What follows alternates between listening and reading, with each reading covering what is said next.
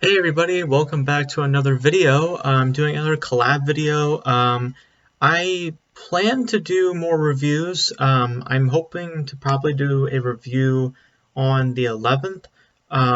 This video is going to be published on the 10th. You guys hopefully are enjoying the Minari review. But I just want to do another collab video of sorts just because there's been some news topics that I just wish to talk about. One in particular, which we'll get into in a little bit. But I do plan to do some reviews. I know some of you guys might be wondering, will I be doing Raya and the Last Dragon? Yes, I will be doing Raya and the Last Dragon. I will be paying the $30 fee to watch it. I just need to find time to watch said film. And we'll talk more about the premium or the premiere access with it in that review.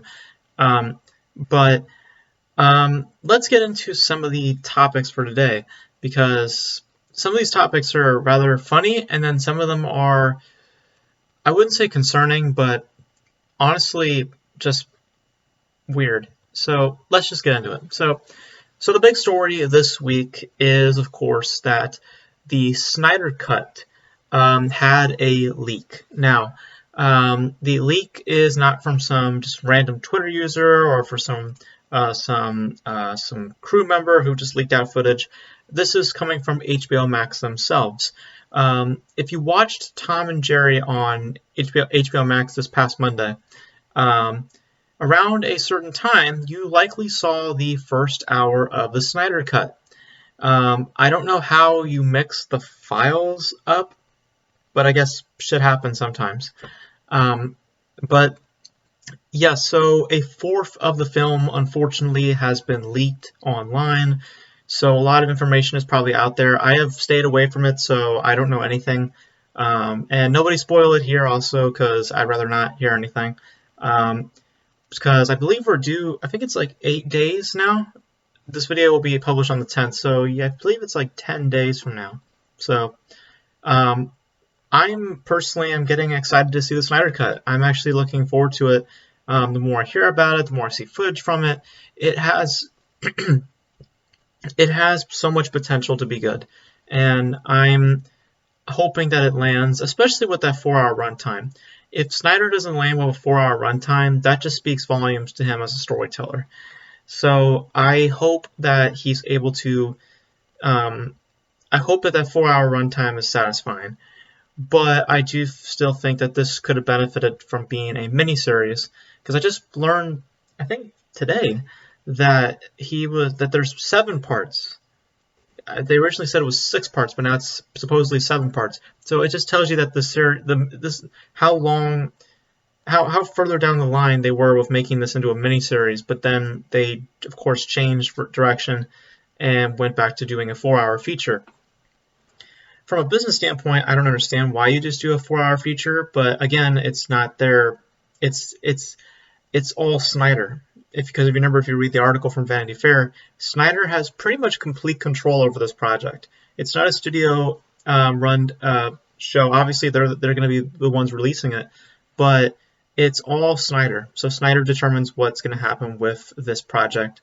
And I guess he just thinks it's better for this to be a 4-hour feature rather than a miniseries, which I do believe it's going to end up showing that it very much so would have benefited to be a miniseries. I just don't think the 4-hour runtime is going to work, but I'm sincerely hoping, because from the footage that I've seen from the trailers they've been putting out, like the character trailers they've been putting out, it actually looks fairly promising. The Flash one was like really cool. I really liked the Flash one a lot.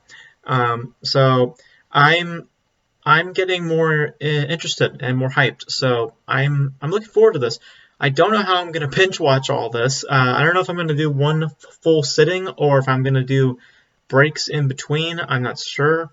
I do know that I do know that there is an intermission. So maybe I'll just stop with that intermission right there and return it back to it later. I don't know.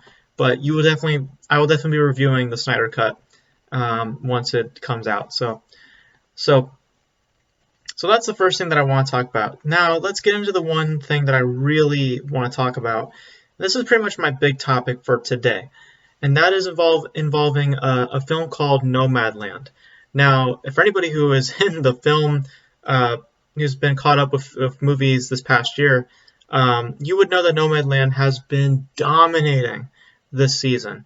Nomadland is just everywhere. I mean, in terms of just the award circuit, it's just been crushing everywhere, and it's more than likely going to win Best Picture, Best Director, might even win Best Actress. Who knows? But and it has been having a good streak. No controversies or anything until now, because Nomadland has now been censored by China.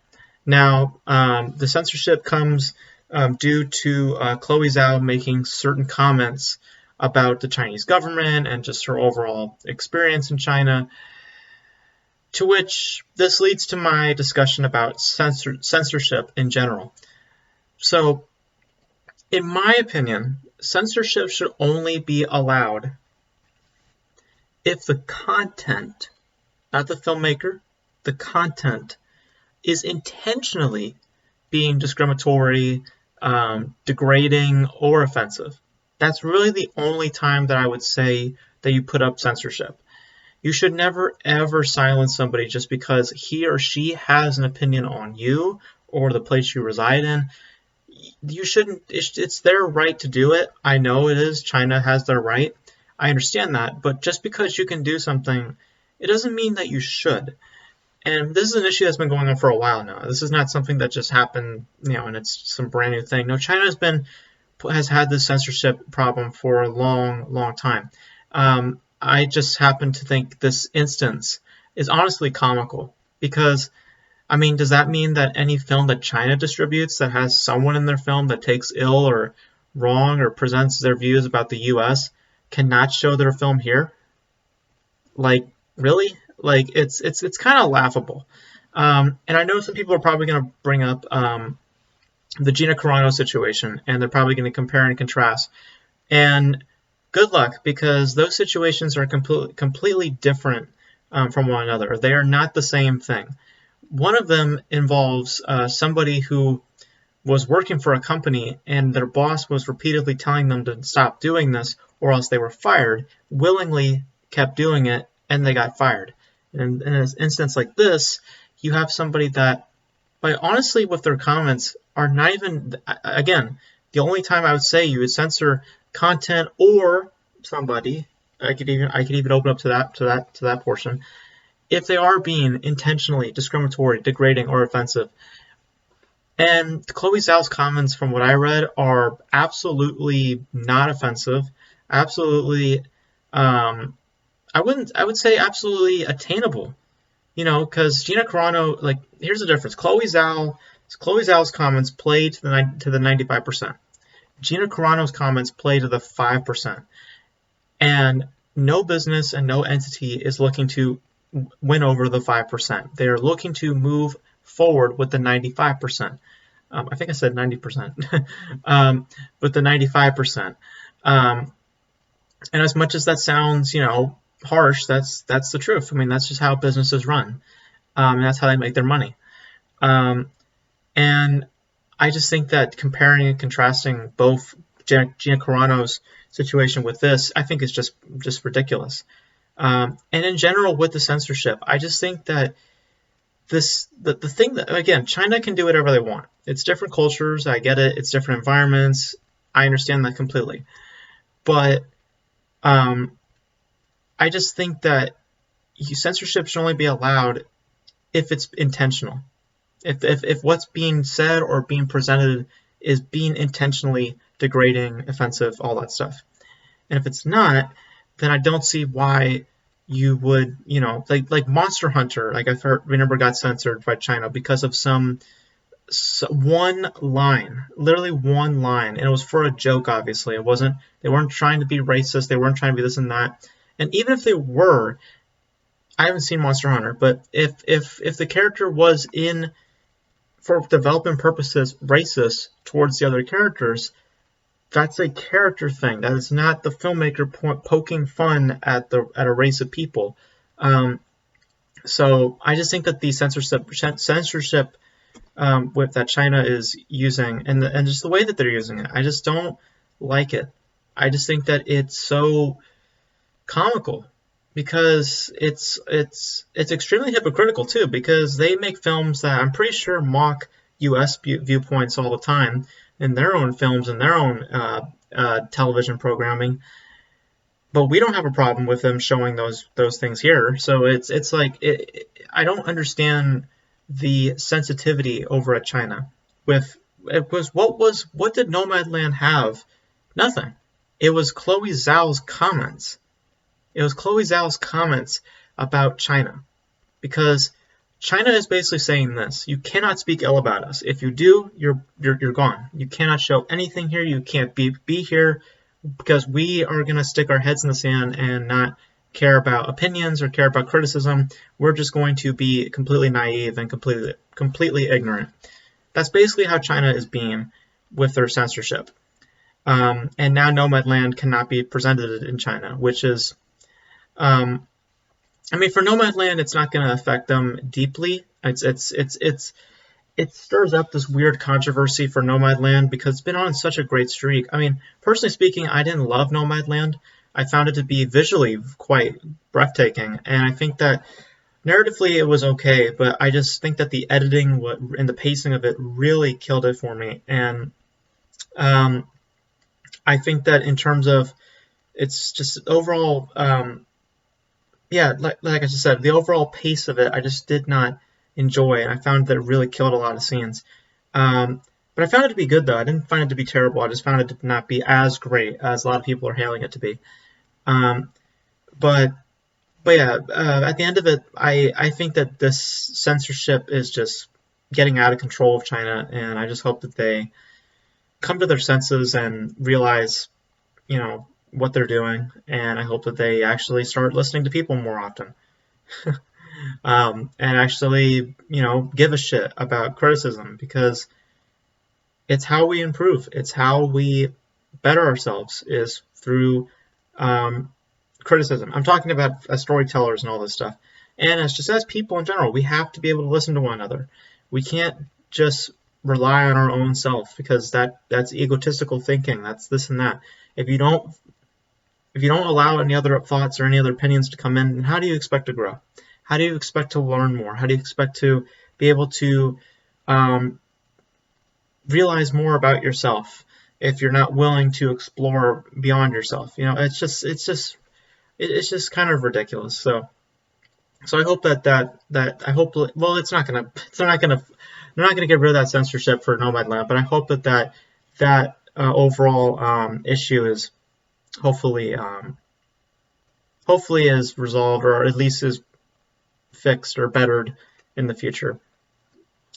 Moving on from that, though, we have a couple of smaller topics to get into. This one's going to be a short video. More than likely, it's going to be like 20 minutes, because all I really have left is a trailer, and then we're going to talk about a couple of other things. But in talking about the trailer, we're going to talk about Without Remorse, the new Tom Clancy adapted book. This is starring Michael B. Jordan, Jamie Bell, and Jodie Turner-Smith. Directed by Stefano Salami. I can't pronounce his last name, I'm sorry. He directed Sicario 2, aka Sicario Day of the Soldado, and it's being written by Taylor Sheridan, who written the first Sicario, and I believe the second Sicario.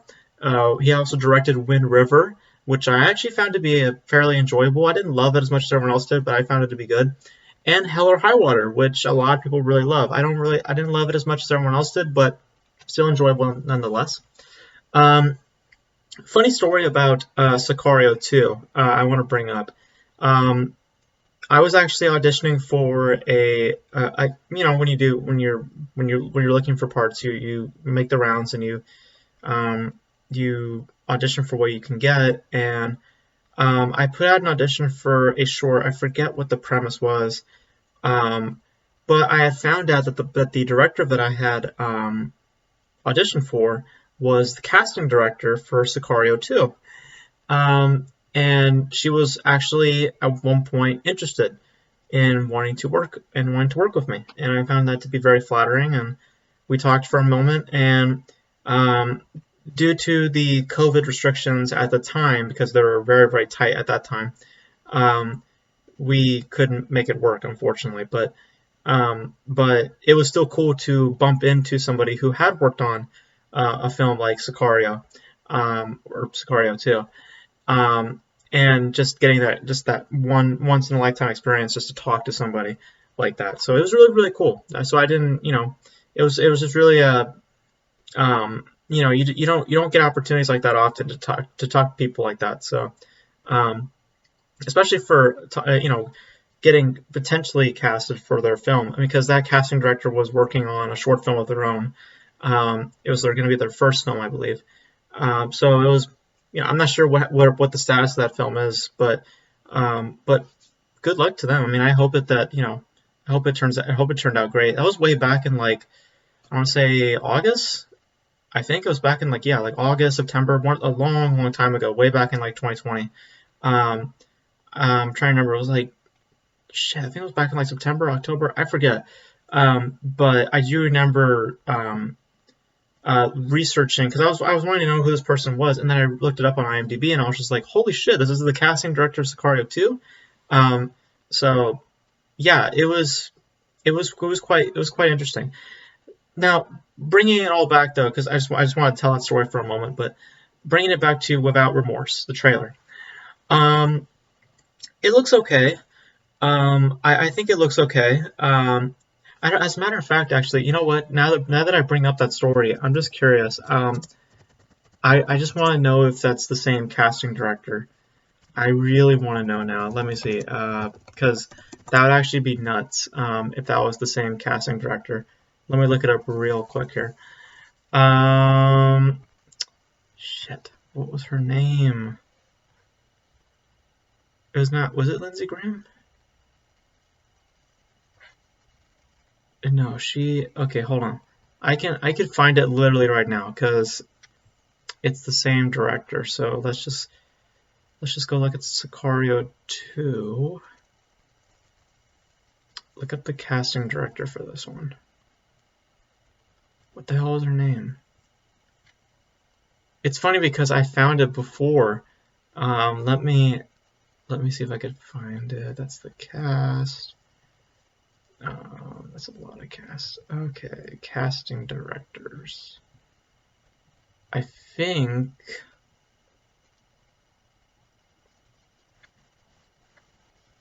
No, it was not that one.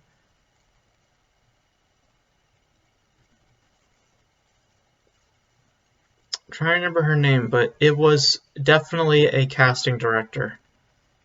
Was it Joe? No. Hang on, let me look it up. Let me look it up real quick. Here, give me a quick moment. Okay, now I found it. It was Ariel Y. Lopez, and it actually wasn't the casting director. I got that messed up. It was actually one of the location managers for the first Sicario and the second Sicario. She was a key assistant location manager on both films, and she was also a assistant location manager for the remake of The Magnificent Seven.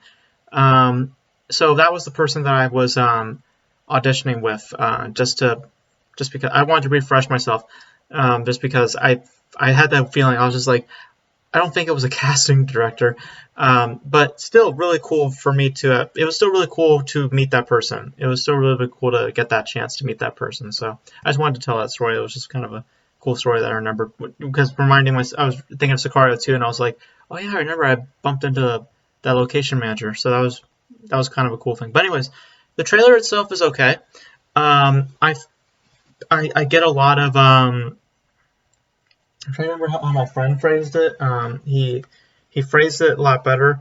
I mean, it is kind of like John Wick with Michael B. Jordan, but I'm trying to remember what the name was called. It was, or how he phrased it. There was just like kind of a better way that he phrased it. Where is it? I literally have it on my phone right here. What the hell? Yeah, he said John Wick, but government version. I was like, that. Yeah, that pretty much. Yeah, Yeah, yeah, that pretty much sums it up for me. And that sounds like something really really cool, but it's okay at best. The only thing that I liked about it was the visual at the very end of him walking into the car, lighting the car on fire and then walking into it. I thought that was kind of neat, but in general, I just not really that interested. Michael B. Jordan's a capable actor. I don't think he's a great actor, but he's a good actor. So, I'm interested, but not. I wouldn't. I'm not going to go out of my way to see this. So, okay, let's get into the last few topics. So first, we have our first look at Space Jam: A New Legacy. Yes, Space Jam 2, the sequel that's been in development for a while. We got a little bit of information on it, one of which I'm going to talk about, which is, to me, really funny. But the first thing we'll mention is that the film will basically be the Lego movie, but it's Space Jam, as the characters will be interacting with other WB properties such as DC and a bunch of other things. So it's basically going to be, that's kind of their what they're aiming to do with Space Jam 2. But the big story that I want to talk about with Space Jam 2 is that I don't know anything about Looney Tunes characters, but I'm just bringing up the story just because I just read it and I was just like, this is laughable. So Pepe le Pew won't be in the film. I have no idea who Pepe le Pew was. Apparently he's a skunk character. Why, do you ask? Well, due to some recent comments made by the character, I don't want to bring it up, but apparently there's some apparently someone did an article on the New York Times saying that Pepe le Pew kind of represents like rape culture in some kind, like really like wild things, but whatever. But apparently there was a scene filmed with him in it. There's a scene filmed with him and an actress that was cut, and it was left on the cutting room floor. The actress reportedly is upset because she believed that the scene in her own head, and this is how the article phrases it basically, would empower sexual harassment victims, as she's one herself, to fight back and to not be abused any longer. To which I say, what are you talking about? This is Looney Tunes characters. That's what's going to be marketed and presented. They're cartoons, and they're going to act as such. I mean, don't get me wrong. I mean, I'm glad that she's wanting to empower such people and wanting to bring about such messages. But bring them up. Don't. How do I say this? There are certain things that you don't tell children at a certain age. This is kind of one of them. Okay, if I had a son, I would not be bringing up sexual harassment to him at the age of 10. So there's just certain things that you don't talk to kids about at a certain age. And the kids are not walking into Space Jam: A New Legacy thinking, "Oh, I really want to see that actress punch that predator." I don't. No, that's not why people are coming to see Space Jam: A New Legacy. I mean, again, it's nice to know that she's bringing in her own personal life into the film. I always advocate that for people who are making movies, but it's a bit comical because of the circumstance and the film that she's in. It's Space Jam. It's not The Assistant. Remember The Assistant last year? That movie was amazing. It's not a Bombshell. This isn't one of those movies. This is a kids film. So don't take it that seriously. And the fact that they cut your scene out, I mean, I don't think it's due to the controversy. I just think it's due to the fact that it probably just didn't add anything to the film. So they just said, you know what, just throw it out. So, yeah, I found that story to be laughable because, not because of that she is I don't want to get it fit. I don't want anyone to get it confused. I don't want people saying like, oh, you're making fun of someone who's sexually harassed. I'm not saying that. I'm saying that the person should have been a lot more understanding of the film that she is in, and to not take the circumstance so seriously. It's a cartoon, okay? It's a cartoon character. If the cartoon character was like touching her in in the wrong places, if you know what I mean, and acting out in a certain way, then yeah, I'd be a little bit concerned about that. But I don't, at least from what I read in the scene, it was just flirting. At least from what I heard, it was like a flirting type thing with this character, but nothing to the degree that would be alarming, you know. But but it's Looney Tunes. I mean, it's Looney Tunes characters. I don't know what. I mean, obviously, yes. Back in the day, there was some very, there were some. How should you say it? I've seen Looney Tunes stuff where it's where they clearly are addressing like racism and all this stuff like way back then.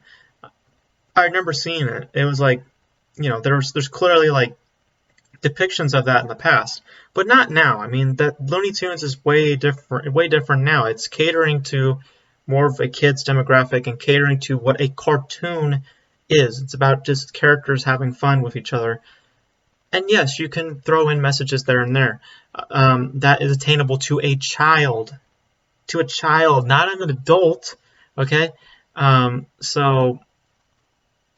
Because at the end of the day, these are kids. This is a kids movie. This is not meant for adults. So I think that actress should have understood what she was getting into, way better, versus taking this in a certain light that it shouldn't have been in the first place, and causing her to be upset about it because she didn't understand what she was getting into. It's a kids film. It's a kids film. That's basically what I'm saying. It's a kids film. You should have known what you were getting into.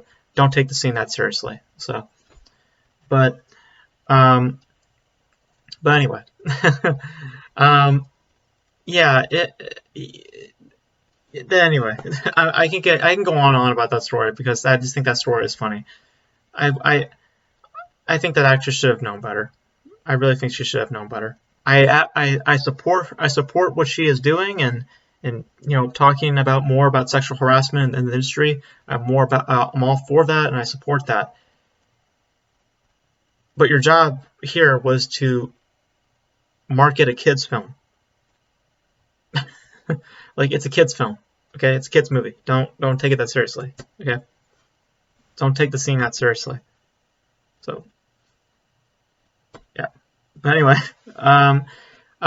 we have a delay and a move up in a date for two movies. F9, aka Fast and Furious 9, I think that title is so stupid, has been delayed again to June 15th, or not June 15th, June 25th of this year. It is the same day as Venom, Let There Be Carnage. So Venom will obviously be moving because there's no way that Venom is gonna perform better than Fast and Furious. So it's gonna move. But to me, this was kind of a shocking thing to hear today, or not today, but a couple days ago. A Quiet Place Part 2 has moved up significantly. It moved from September 2021 to May of 2021, Memorial Day to be exact. So I'm happy. I'm happy that we'll be able to see A Quiet Place Part 2 much earlier. Because that was one of my most anticipated films of last year. So, and this year, I am definitely looking forward to A Quiet Place Part 2. So, but yeah, I hope that that May Day stays because I really want to watch that film. I remember hearing like at the premiere, like there was some good buzz surrounding it. So, yeah, I'm looking forward to it. F9, I mean, it's Fast and Furious. We know what we're getting into with that. So, don't expect too much from Fast and Furious. If you put too much on Fast and Furious, I don't know what to tell you at this point. You're there just to see what they do with the car. I mean, that's really it. But that is basically it for today, guys. I will probably be doing a review of some sorts, hopefully, maybe on the 11th. I don't know. It'll more than likely be Raya and the Last Dragon. But you guys let me know your thoughts. Let me know how you feel about that Pepe le Pew thing, because that thing was just funny to me. and the Nomadland censorship. Let me know your guys' thoughts on that, because those were interesting topics for today. And that's it for this video, guys. I'll just catch you guys in the next video. Hopefully it'll be a review. Stay safe, stay protected, wash your hands, social distancing, and I will catch you guys next time. Bye.